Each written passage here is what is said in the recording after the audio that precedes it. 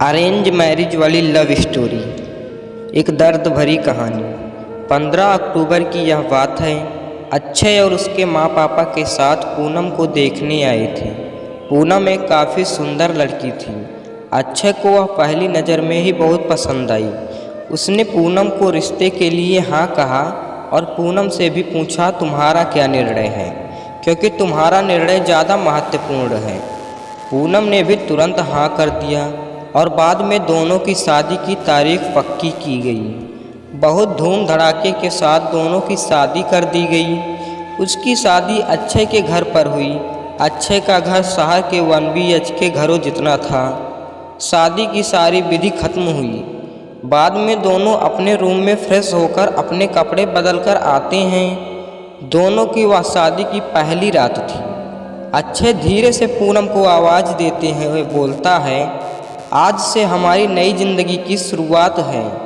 ऐसा बोलकर पूनम को गले लगाने की कोशिश करता है, पर पूनम उस पर चिल्लाती है और बोलती है, तुम मुझे ज़रा भी पसंद नहीं हो और मैं तुमसे प्यार भी नहीं करती, इसलिए मेरी तरफ से तुम कोई भी उम्मीद मत करना। अक्षय उसकी बातें सुनकर हैरान हो गया, पर हिम्मत करके उसने पूनम को पूछा, पूनम अगर ऐसा ही था तो तुमने मुझसे शादी क्यों की? मैंने तुम्हारे साथ ज़बरदस्ती नहीं की थी। मैंने पूछा भी था, फिर तभी क्यों नहीं कहा मुझे? इस बात पर पूनम बोली, मुझे कुछ मत पूछो, 2-3 महीने एडजस्ट करो और उसके बाद हम डिवोर्स लेकर अलग हो जाएंगे। यह सुनकर अक्षय को धक्का लगा। उसने पूनम को समझाने की बहुत कोशिश की, पर उसने अक्षय की कोई बात भी नहीं सुनी और वह उसके निर्णय पर डटी रही। अक्षय उसे बोला, ठीक है, तुम्हें यही ठीक लगता है तो तुम यही करेंगे, पर मेरी एक बात मानोगी क्या? पूनम बोलती है, क्या? अक्षय बोलता है कि एक छोटी सी मदद करोगी। जब तक माँ पापा यहाँ हैं तब तक तुम यहीं पर रहोगी। एक बार वह गांव चले गए तो फिर सब तुम्हारे मुताबिक होगा। वह भी तैयार हो गई इस बात पर और दोनों सो गए। हर रोज़ का दिखावा उनका चालू था। माँ पापा के सामने पति पत्नी की तरह रहना उनको समझ में नहीं आए, इसलिए उनके सामने नाटक करना। ऐसे करते करते दिन खत्म होने लगे। दोनों ही नौकरी करते थे। फिर रोज़ के टाइम टेबल के अनुसार अपना अपना काम खत्म करके काम पर जाना।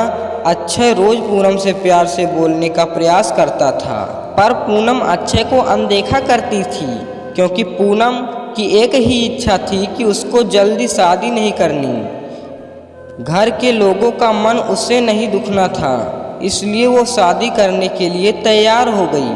पर शादी करने के बाद भी वो फिर से अकेली रहने का विचार करती थी, क्योंकि उसे खुद की लाइफ किसी के साथ शेयर नहीं करनी थी। जैसे तैसे उसके दिन धकेल रही थी। अक्षय मात्र उसे हमेशा अपनी पत्नी का दर्जा देने का प्रयास कर रहा था, पर पूनम कभी भी अक्षय को पति का दर्जा नहीं देती थी। एक दिन फर्श पर पानी गिरा हुआ था, तब पूनम का पैर उस पर अचानक से फिसला और उसका पैर फ्रैक्चर हो गया। अक्षय तुरंत उसे डॉक्टर के पास लेकर गया। उसका इलाज होता है। डॉक्टर कहता है पैर पर जरा सा भी जोर नहीं देना है। उसकी काफ़ी देखभाल करने के लिए बोलते हैं। फिर क्या, अक्षय उसका बहुत ख्याल रखने लगा। हर रोज़ उसके पैर की मालिश करता।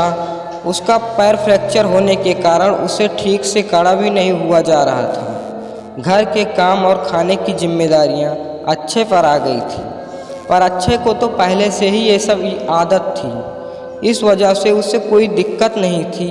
अक्षय रोज़ खाना खुद ही बनाया करता था। उसके माँ पापा भी उसे थोड़ा घर का काम में मदद करते थे। रोज़ काम पर जाने से पहले पूनम के लिए नाश्ता और खाना बनाकर खुद के हाथों से उसे नाश्ता खिलाता और फिर काम पर जाता था। टाइम पर उसे फ़ोन करके दवाई लेने के लिए याद दिलाता था। काम पर से आने के बाद सबसे पहले उसके पैरों की मालिश करता था। उसे थोड़ा चलने के लिए मदद करता था। कोई भी काम हो उसके लिए मन से करता था। फिर भी वह अक्षय को प्यार से नहीं बुलाती। उसका मन अक्षय को स्वीकारने के लिए तैयार ही नहीं था। एक दिन पूनम को देखने के लिए उसकी सहेली आई। उनकी बातचीत चालू थी तब अक्षय दोनों के लिए नाश्ता बना कर लाया। फिर वो पूनम से बोला, मैं ज़रा मार्केट से हो आता हूँ, थोड़ा सामान लाना है। तुम दोनों को कुछ चाहिए तो बता दो। पूनम बोलती है, नहीं अभी कुछ नहीं चाहिए, तुम जाकर आओ। पूनम की सहेली को अक्षय को ऐसा नाश्ता लाते देखकर धक्का लगा। उसने पूनम को पूछा, पूनम घर के काम सब तुम्हारा पति ही करता है क्या? हाँ वही देखते हैं, मेरा पैर फ्रैक्चर होने के बाद से। पूनम की सहेली पूनम को बोलती है कि तुम बहुत खुशनसीब हो जो तुम्हें इतना प्यार करने वाला पति मिला है। पूनम के चेहरे पर मात्र प्रश्न चिन्ह था। तभी पूनम बोलती है, इसमें इतना खुशनसीब होने जैसा क्या है? उसकी सहेली बोली, अरे मेरा पति मुझे पूछता तक नहीं है कि कैसी हो तुम, खाना खाया कि नहीं, और मेरे पति ने आज तक कभी मुझको चाय तक नहीं पिलाई। मुझे भी लगता था मेरे पति भी मेरा ख्याल रखें, ज़्यादा कुछ नहीं पर प्यार भरे शब्द ही बोले तो बहुत होता मेरे लिए। बहुत इच्छा होती है यार, पर इसके बजाय मुझे हमेशा निराशा ही मिली। बहुत मन दुखता है मेरा यार। यह सब सुनकर पूनम विचार में डूब गई। उसके मन में अक्षय के प्रति प्यार जगने लगा। अक्षय का प्यार उसकी आंखों के सामने आने लगा। वह उस पर जान छिड़कता था, यह उसे समझने लगा। अभी धीरे धीरे पूनम को भी अक्षय से प्यार होने लगा। वो उस पर विश्वास करने लगी।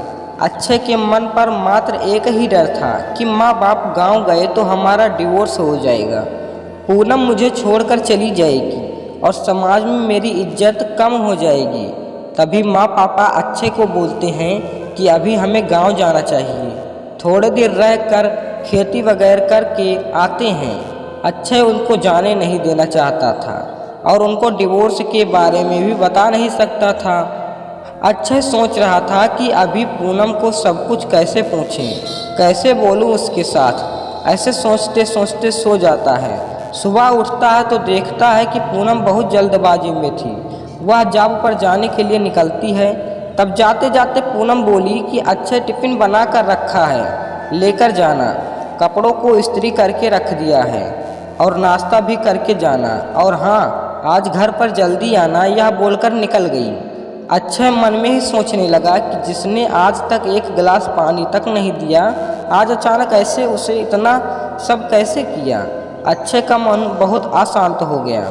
वह भी सब काम करके ऑफिस के लिए निकल गया। उसके मन में बस इतना ही चालू था कि आज हमें डिवोर्स के बारे में बोलना है। शाम का वक्त होता है। पूनम के बताने के अनुसार अक्षय जल्दी पूनम ने खाना बनाकर सब काम निपटा कर रखे थे। घर पर आते ही उसे चाय देती है। यह सब अक्षय के लिए नई बात थी। चाय पीते पीते अक्षय धीरे से पूनम को पूछता है, पूनम तुम ठीक तो हो? तुमने निर्णय तो लिया ही होगा ना, मुझे छोड़कर जाने वाली हो इसलिए सब कर रही हो ना? इस पर पूनम बोलती है, मैंने अपना फैसला ले लिया है और मैं कहीं पर भी नहीं जा रही हूँ। मेरी पूरी ज़िंदगी में तुम्हारे साथ जीना चाहती हूँ, और जाकर अक्षय को गले लगा लेती है। वो बोलती है, मैं तुम्हें छोड़कर कहीं नहीं जाऊँगी, मैं तुमसे बहुत प्यार करने लगी हूँ और अभी हमारा रिश्ता भी कोई नहीं तोड़ सकता। ज़िंदगी में बहुत बड़ी भूल हो गई मुझसे, अगर तुम्हें खो देती तो। अरेंज मैरिज करके भी तुम्हारे जैसा इतना प्यार करने वाला पति मुझे मिला, यही मेरी खुशनसीबी है। दोस्तों, अगर हमारी कहानी आपको ज़रा सा भी अच्छी लगी हो तो प्लीज़ वीडियो को एक लाइक करके चैनल को सब्सक्राइब कर देना और इसे ज़्यादा से ज़्यादा शेयर करना। धन्यवाद।